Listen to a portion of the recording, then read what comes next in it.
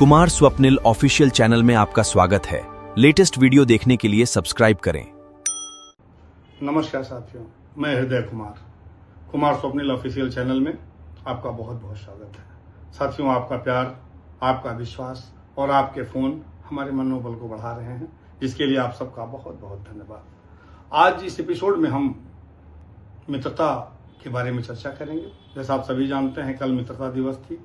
बहुत सारे लोगों ने अपने मित्रों को बधाई दी होगी, बधाई ली होगी। हमें एक बात समझने की जरूरत है कि मित्रता की जब हम बात करते हैं तो प्रत्येक व्यक्ति की जिंदगी में कम से कम एक मित्र ऐसा जरूर होना चाहिए जिसके साथ बात करने में आपको कोई संकोच महसूस न हो। मैं उन मित्रों की बात नहीं कर रहा हूं जो फेसबुक फ्रेंड हैं। फेसबुक फ्रेंडों की संख्या 5000 होने के बाद भी जब कभी आप बीमार पड़ते हैं तो आपके घर कोई आने वाला नहीं होता है। इसलिए जिंदगी में मित्रता का बहुत बड़ा महत्व है और मित्रता शब्द ही स्वयं में बहुत सारगर्भित और महत्वपूर्ण है।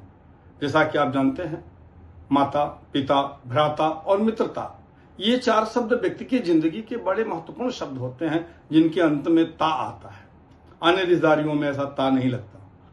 उसी तरह यह बात इससे साबित होता है कि जिस तरह व्यक्ति की जिंदगी में उनके माता पिता का महत्व होता है जो जन्म देते हैं, भाई जो शक्ति का प्रतीक होता है, उसी तरह मित्र होता है जो जीवन को सुखमय और सुंदर बनाने में हर कदम पे आपका साथ देता है।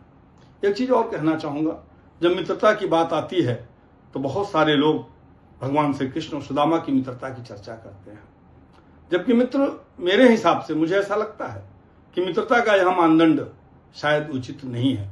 यह प्रभु की अपार कृपा, उनके दयाशील और दयालु होने का प्रमाण है, न कि मित्रता का।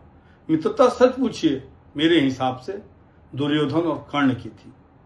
कर्ण जानता था कि दुर्योधन गलत रास्ते पर है। वह यह भी जानता था कि अगर मैं इसका साथ दूंगा तो मुझे अपने जीवन से हाथ धोना पड़ेगा। ये सब जानते हुए भी वो दुर्योधन के साथ हमेशा खड़ा रहा और मित्रता की एक अद्भुत उदाहरण उन्होंने प्रस्तुत किया है। मुझे लगता है मित्रता ऐसी ही होनी चाहिए।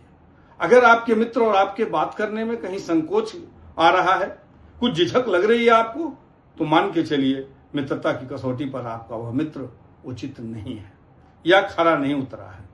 मैं 2 बात कहना चाहता हूं आपसे कि जिंदगी को सुखमय और सुंदर बनाने के में मित्र की बहुत बड़ी भूमिका होती है। बहुत सारे विद्वानों ने कहा है कि व्यक्ति की सफलता उसके सहयोगी, उसके सलाहकार और उसके मित्र पर निर्भर करती है।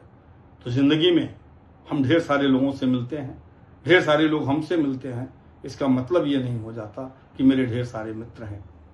आप इस एपिसोड को देखने के बाद एकांत में बैठ के अपने दिल पे हाथ रख करके अवश्य सोचिएगा कि आपकी जिंदगी में वह कौन सा व्यक्ति है, वह कौन सा शख्स है, वह कौन सा मित्र है जिससे बात करने में आपको झिझक नहीं लगती और जो आपको राय देने में किसी प्रकार का स्वार्थ अथवा बदला लेने की भावना न रखता हो।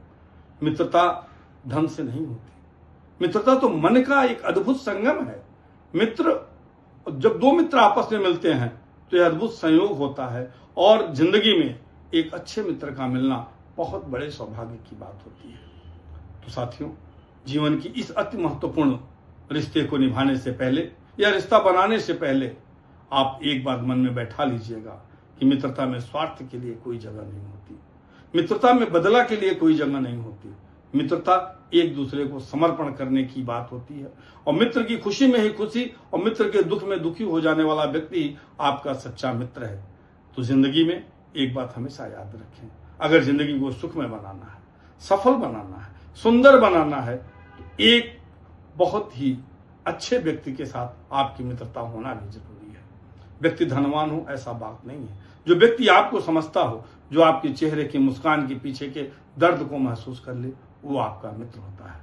आइए हम सब इस बात पर चिंतन करें और मैं आपसे पुनः निवेदन कर रहा हूं कि जरूर ध्यान रखिएगा कि जिंदगी में एक मित्र की आवश्यकता बहुत जरूरी होती है और मित्रता में कोई स्वार्थ नहीं होता।